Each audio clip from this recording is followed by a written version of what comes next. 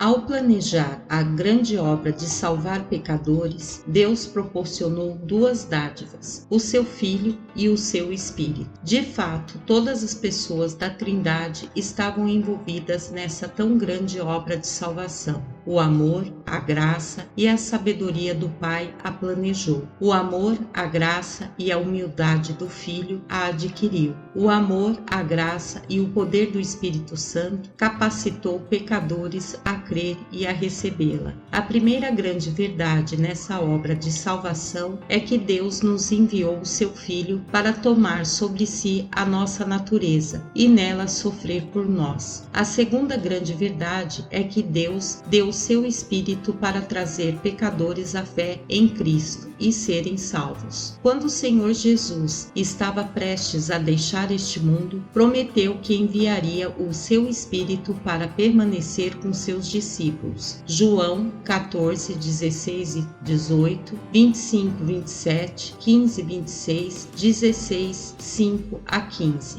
Privilégio muito maior será conhecê-lo pela revelação do Espírito Santo ao nosso coração. 2 Coríntios 5:16. Uma das grandes obras do Espírito Santo é convencer pecadores de que o Evangelho que lhes é pregado é verdadeiro e vindo de Deus. Outra grande obra que realiza é a de santificar os que creem no Evangelho. 2 Coríntios 3:18. Se o Espírito Santo não operar junto com o Evangelho, este se torna letra morta, e o Novo Testamento será tão inútil ao cristão quanto o Antigo Testamento é para os judeus. Isaías 59:21. Precisamos entender, portanto, que todo bem resultante da salvação nos é revelado e dado pelo Espírito Santo. Também precisamos compreender que tudo o que em nós se opera e tudo aquilo a que somos capacitados fazer, que seja santo e agradável a Deus, resulta da operação do Espírito Santo em nós e conosco. Sem ele, nada podemos fazer. João 15:5. Pelo Espírito Santo somos novamente nascidos, santificados e capacitados a agradar a Deus em toda boa obra. É com vistas à grandiosidade desta obra que a Escritura nos adverte de que o único pecado que não pode ser perdoado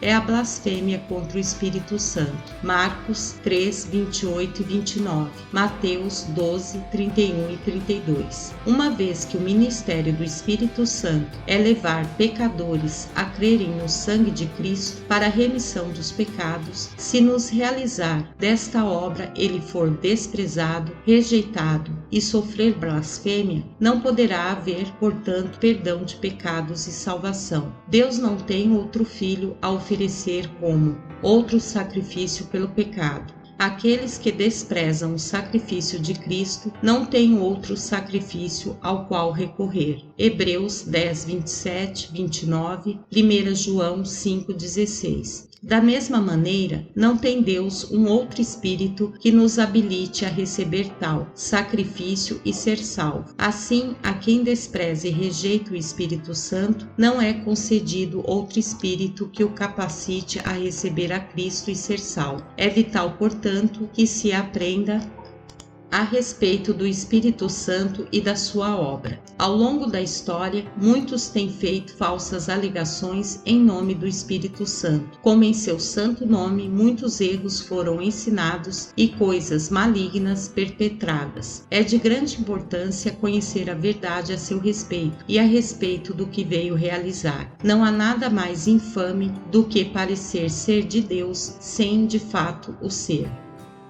Falsos profetas. O maior dom do Espírito Santo no Antigo Testamento era o de profecia. Contudo, quantos falsos profetas havia? Alguns deles serviam a outros deuses. 1 Reis 18, 26 a 29. A mente deles era, na verdade, possuída pelo diabo, que os capacitava a declarar aquilo que outros homens desconheciam. 1 Coríntios capítulo 10, versículo 20, 2 Coríntios capítulo 4, versículo 4. Os outros professavam falar em nome e pela inspiração do Espírito do Senhor, o único verdadeiro e santo Deus, mas eram falsos profetas. Jeremias 28:1 ao 4, Ezequias 13 e 14. Em tempos de perigo e de ameaça de calamidades, sempre há os que afirmam ter revelações extraordinárias. O diabo os instiga a encher os homens de falsas esperanças para conservá-los no pecado e em segurança enganosa. Quando então vem o juízo do Senhor,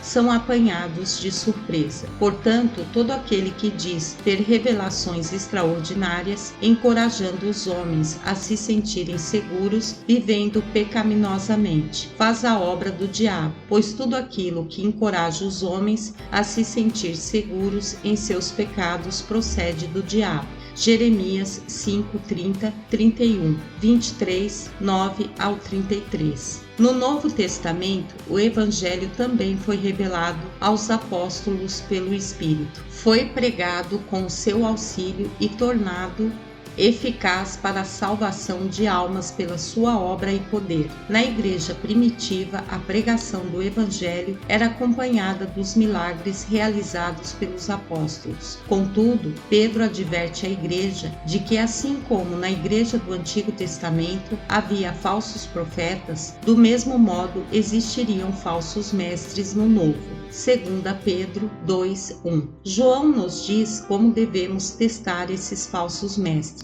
1 João 4:1 ao 3. Primeiramente, ele nos adverte a não dar crédito a todo espírito e, em segundo lugar, a prová-los por sua doutrina. Não devemos ser persuadidos pelos extraordinários milagres que possam fazer, mas pela doutrina que ensina. Apocalipse 2:2. Esta é uma regra apostólica. Gálatas 1:8. Deus deu à igreja primitiva 2 recursos para se protegerem dos falsos profetas e mestres: a sua palavra e a capacidade de discernir os espíritos. Contudo, ao cessarem os dons extraordinários do Espírito Santo, o dom de discernir espíritos também cessou. Agora nos restou apenas a palavra para testarmos as falsas doutrinas.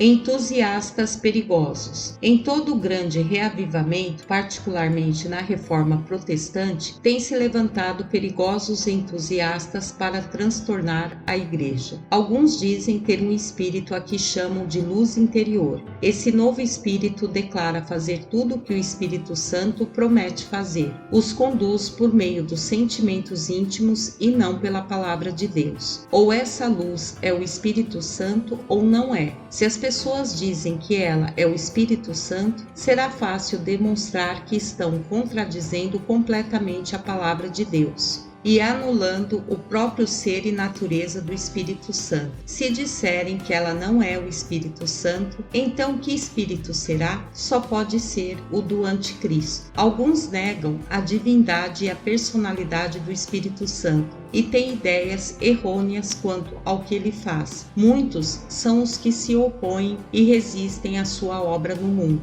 Mas se a obra dele é boa e santa e beneficia grandemente o homem, por que então desprezada? As coisas desprezadas pelos homens, tidas como obras do Espírito Santo, são ou não verdadeiramente dele. Se não forem as obras da graça que ele prometeu realizar, mas fanáticas excitações religiosas, êxtases e revelações especiais, então é dever dos cristãos rejeitá-las e considerá-las como procedentes das tolas imaginações dos homens, e não desprezar o Espírito e as suas verdadeiras obras.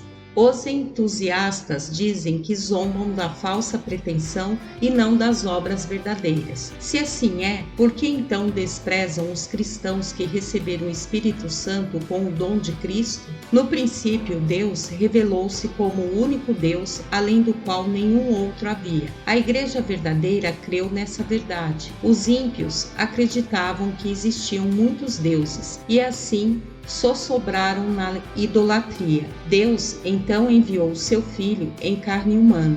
Recebê-lo e obedecer-lhe é agora a prova de fé. Quem rejeita a Cristo é rejeitado por Deus. João 8:24. Ora, Deus requer que creiamos em Cristo como a única pedra fundamental da Igreja e nos convoca a professar a nossa fé nele como tal. Mateus 16, 18 e 19. Ele deve ser reconhecido e honrado, do mesmo modo que honramos o Pai. 1 Coríntios 3, 11. João 5, 23. Tudo que diz respeito a Cristo está agora aos cuidados do Espírito Santo. João 16, 7 a 11. A vontade de Deus é que o Espírito seja exaltado na Igreja e que a Igreja não o ignore, como os discípulos de João Batista em Éfeso. Atos 19, 2. É por isso que o pecado de desprezar a pessoa e a obra do Espírito Santo é tão maligno quanto os da idolatria de outrora e a rejeição de Jesus Cristo pelos judeus, conquanto houvesse perdão para tais pecados em decorrência de um próximo e vindouro estado de graça. Agora já não há perdão.